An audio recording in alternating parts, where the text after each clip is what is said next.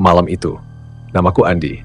Aku seorang driver ojek online yang biasa mengambil orderan hingga larut malam. Selain jalanan lebih lengang, aku merasa bekerja di malam hari lebih tenang, walaupun terkadang sedikit menyeramkan. Tapi malam itu, aku mendapatkan pengalaman yang tak akan pernah kulupakan. Jam menunjukkan pukul 11.45 malam ketika notifikasi masuk. Penjemputan di Jalan Rawa 3, tujuan Perumahan Lembah Indah, tulis aplikasi. Lokasinya agak terpencil, tapi aku pikir tak masalah. Aku segera menuju titik jemput. Ketika sampai, tempatnya gelap, hanya ada lampu jalan yang berkedip-kedip seperti lampu rusak. Aku menoleh ke kiri dan kanan, tapi tak melihat siapa-siapa. Mas Andi ya, sebuah suara terdengar dari arah belakangku. Aku hampir tersentak karena tidak mendengar langkah kaki mendekat. Seorang wanita berdiri di sana, mengenakan kerudung hitam panjang. Wajahnya terlihat pucat di bawah sinar redup lampu jalan. Iya, betul. Mbaknya yang pesan? Tanyaku. Dia mengangguk pelan tanpa banyak bicara, lalu duduk di jok belakang. Aku mulai mengendarai motorku menuju perumahan Lembah Indah. Di tengah perjalanan, aku merasa ada sesuatu yang aneh. Jalanan begitu sepi, bahkan lebih sepi dari biasanya.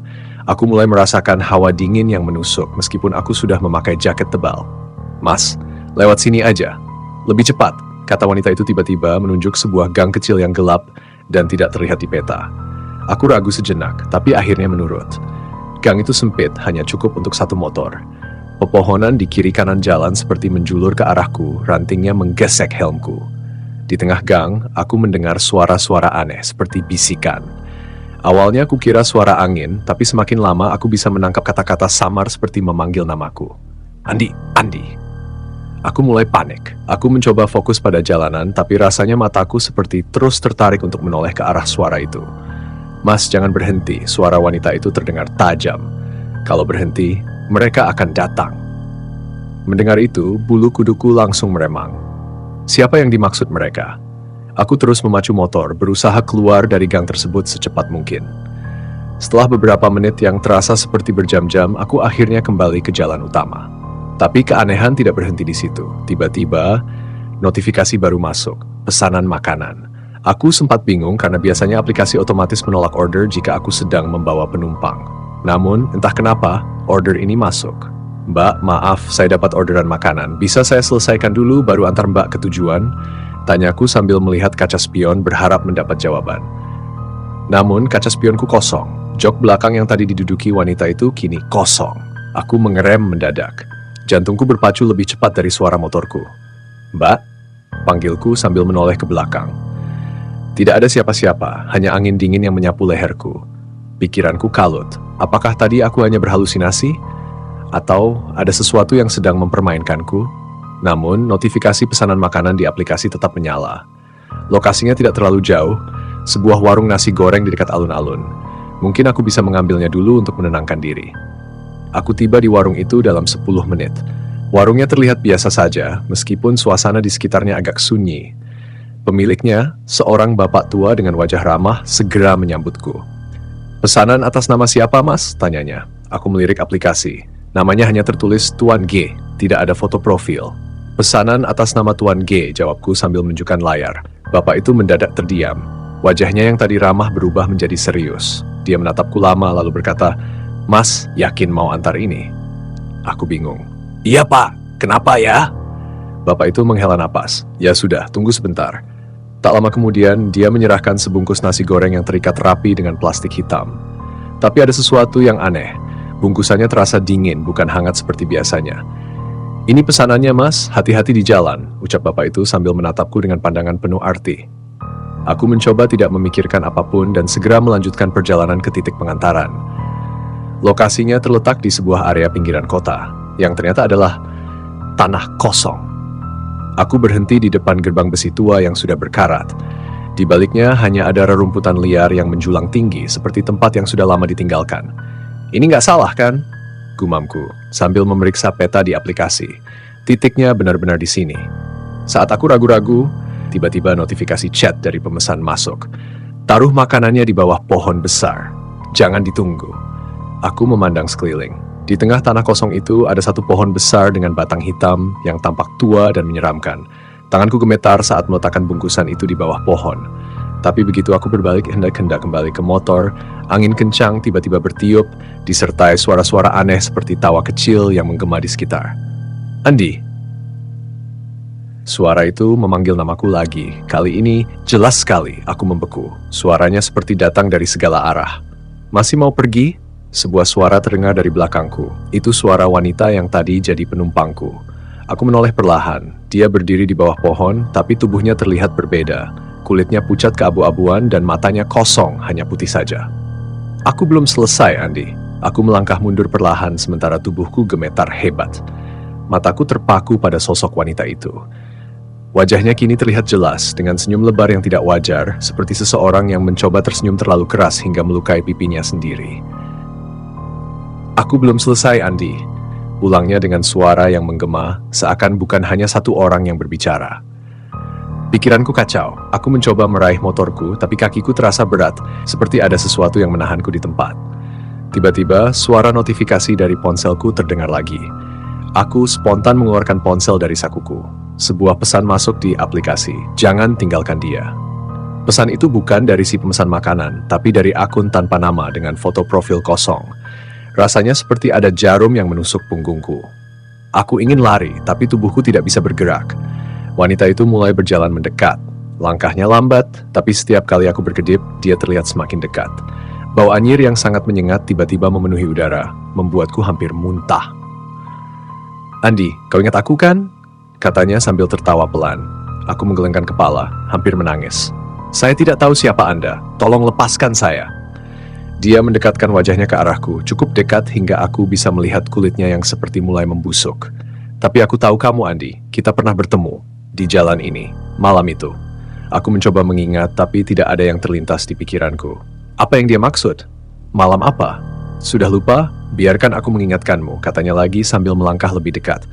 Malam itu kau melaju terlalu cepat, dan aku... Suara seperti tulang patah terdengar saat lehernya menekuk ke sudut yang mustahil. Dia tersenyum lebih lebar, matanya menatapku tajam. Aku tak pernah sampai ke rumahku, Andi. Karena kau. Kata-katanya menghantamku seperti petir.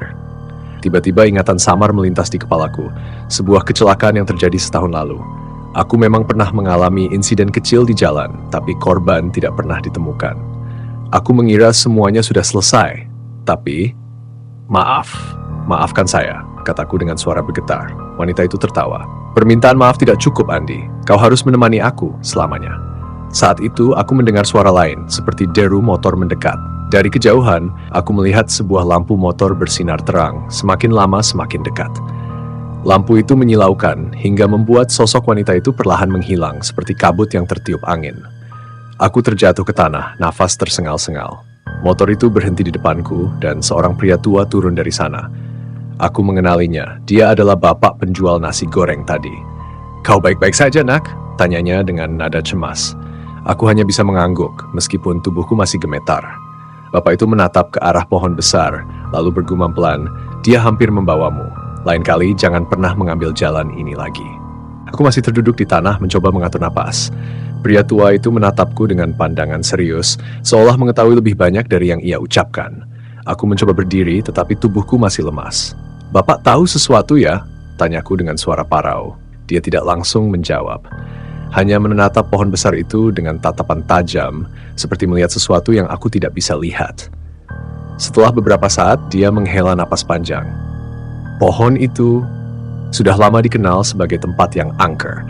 Banyak yang bilang kalau kau melihat sesuatu di sana, jangan pernah menoleh kembali. Dan kau tadi menoleh, bukan? Aku hanya bisa mengangguk, tak tahu harus berkata apa. Pria tua itu melanjutkan, dia adalah korban kecelakaan. Beberapa tahun lalu ada seorang wanita yang terjatuh dari motornya di jalan sempit itu, lalu tertabrak kendaraan lain. Tubuhnya tidak ditemukan, hanya jejak darah yang mengarah ke pohon ini. Darahku serasa membeku mendengar penjelasan itu. Kecelakaan yang ceritakan terdengar sangat mirip dengan apa yang kuingat samar-samar dari insiden setahun lalu. Tapi aku tidak berani memastikan. Tapi kenapa dia menghantui saya? Tanyaku dengan suara pelan, nyaris berbisik. Pria itu menatapku tajam seolah menembus pikiranku. Mungkin kau terhubung dengannya. Atau mungkin ada hal yang belum selesai antara kalian. Aku menggigit bibir, mencoba mengusir rasa bersalah yang tiba-tiba muncul. Namun sebelum aku bisa berkata lebih jauh, pria itu melanjutkan, "Jika kau ingin bebas, kau harus menyelesaikan ini. Kembalilah ke sini saat fajar, bawa sesuatu yang pernah kau gunakan di hari kecelakaan itu. Dan jangan lupa berdoa." Aku tidak punya pilihan lain selain menurut. Dengan sisa keberanian, aku menyalakan motorku dan meninggalkan tempat itu. Tapi sepanjang perjalanan pulang, aku merasa ada sesuatu yang mengawasi dari belakang. Malam itu terasa begitu panjang. Aku tidak bisa tidur, pikiranku terus dihantui oleh bayangan wanita itu. Hingga pagi menjelang, aku akhirnya memutuskan untuk kembali ke pohon besar dengan membawa jaket yang kupakai di malam kecelakaan itu. Pohon itu terlihat berbeda saat pagi hari. Tidak ada suasana angker atau hawa dingin, tapi aku tetap merasa tidak nyaman. Aku berdiri di depan pohon menunggu sesuatu terjadi, seperti yang bapak tua itu instruksikan. Tiba-tiba angin bertiup kencang meski tidak ada tanda-tanda badai. Suara seperti bisikan terdengar di sekelilingku. "Andi!" Aku menutup mata, memegang jaket itu erat-erat dan mulai berdoa memohon maaf. Aku tidak tahu apa lagi yang harus kulakukan, jadi aku terus memohon, mengingat setiap doa yang pernah kupelajari. Angin berhenti, suasana menjadi sunyi, begitu sunyi hingga aku bisa mendengar detak jantungku sendiri. Ketika aku membuka mata, wanita itu berdiri di depanku. Wajahnya tidak lagi menyeramkan, tetapi masih terlihat pucat dan penuh kesedihan. "Aku hanya ingin kau mengingatku, Andi," katanya dengan suara pelan. Aku hanya bisa mengangguk, air mata menetes di pipiku. "Maafkan saya tidak tahu apa yang terjadi malam itu." Dia tersenyum tipis, senyum yang terlihat lebih manusiawi. "Sekarang aku bisa pergi." Sosoknya perlahan memudar seperti kabut yang diterpa sinar matahari. Aku merasa beban berat yang selama ini tak kusadari ada di pundakku perlahan menghilang. Saat aku berbalik, bapak tua itu sudah berdiri di belakangku. "Dia sudah tenang sekarang," katanya.